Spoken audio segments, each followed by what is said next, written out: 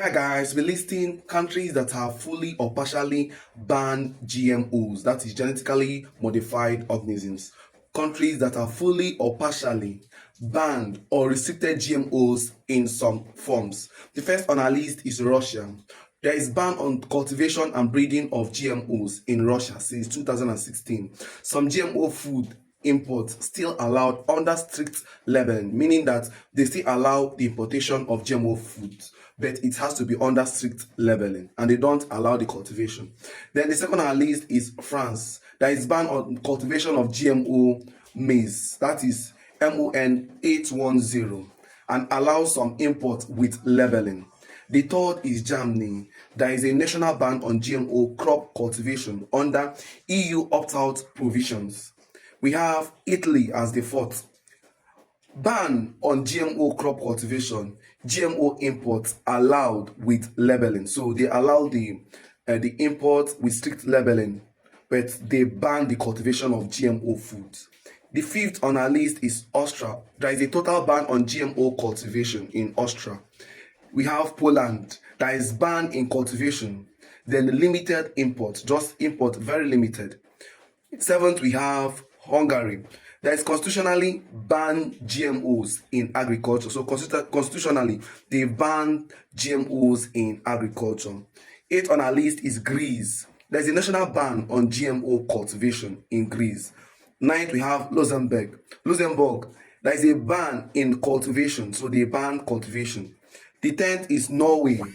There is a ban in all GMO food and feed unless explicitly approved. So there is a holistic ban except it has been approved by the government. The 11th is Algeria. Algeria, a country in North Africa. There is ban in cultivation and import of GMOs in food products. So they can import it for things like cotton or other things they don't eat. The 12th on our list is Peru. There's a temporary ban on GMO cultivation. It's temporary, extended through 2035. Then 13th is Venezuela. There is a ban in GMO seeds since 2015. 14 is Turkey. There is a ban on GMO cultivation and some food imports. 15 is Bhutan. Bhutan has banned GMOs since like for a long time. So Bhutan has banned GMOs in agriculture to maintain its organic policy. So they want to maintain their organic policy.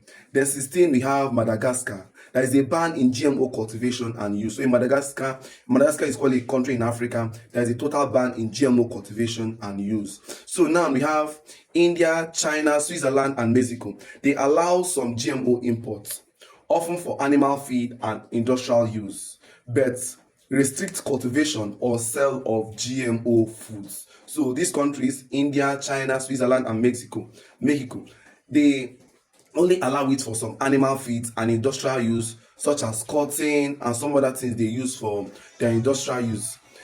There are countries that widely allows GMOs. So those ones, we have some countries that are widely allow GMOs. These countries enhance or embrace the use of GMO in agriculture and food system. So under these countries, we have United States, Brazil, Canada, Argentina, South Africa, Australia, Philippines, Bangladesh, Nigeria, but cotton, cowpea, recently approved. So in Nigeria, cotton, cowpeas are recently approved. If you notice, there have been this talk about GMO in recent time now. People have been complaining like, should GMO come or it should not come?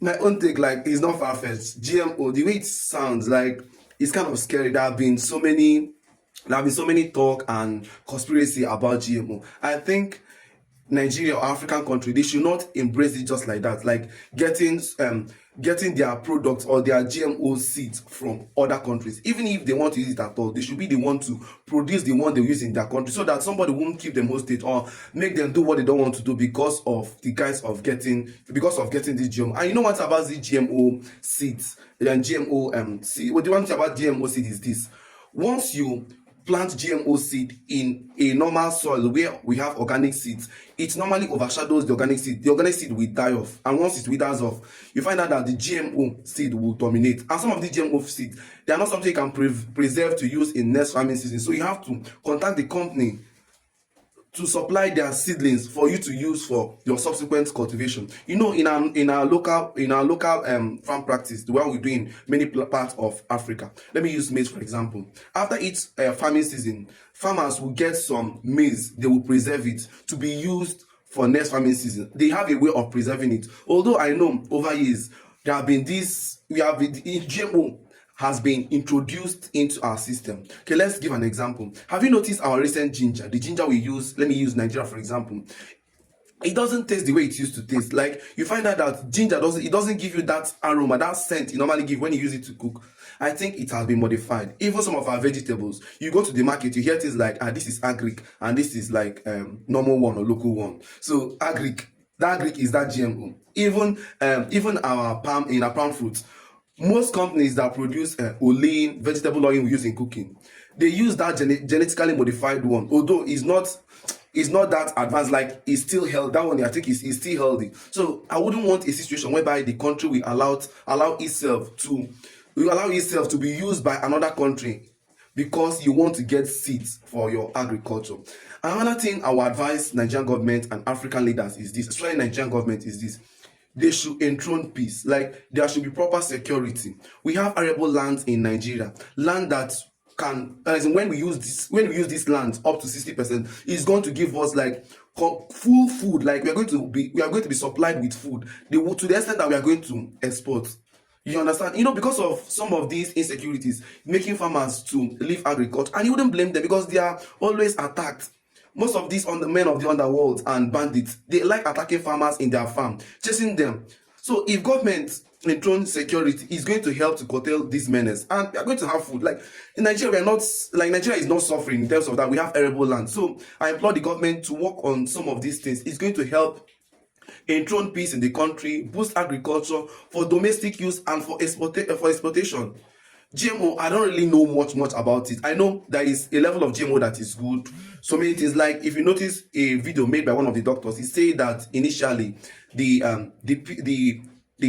apple we eat is not the way it is now, that it has been modified. I believe that the vegetable we eat in the market, let me use something like, there is this thing the Igbos called nchang, that is scent leaf. Scent leaf, there are varieties of scent leaf. There are places you go to buy scent leaf, you find that it doesn't taste well. Also, this thing they call curry leaf, that curry leaf, although they say it's not curry leaf, you find out that it has been modified. So many products, even okay, the agri fowl we normally use, which consume the chicken, it has not been modified. It's not like the local fowl that we used to have. So many things have undergone modification in our agriculture, both crops and animals. So if Nigeria government want to embrace it, they should be smart in doing that. They should be the one to dominate it and organize it. They should be the one to control it and not allow a foreign country or a foreign body to oversee it. That's my 2 cents about it. See you next.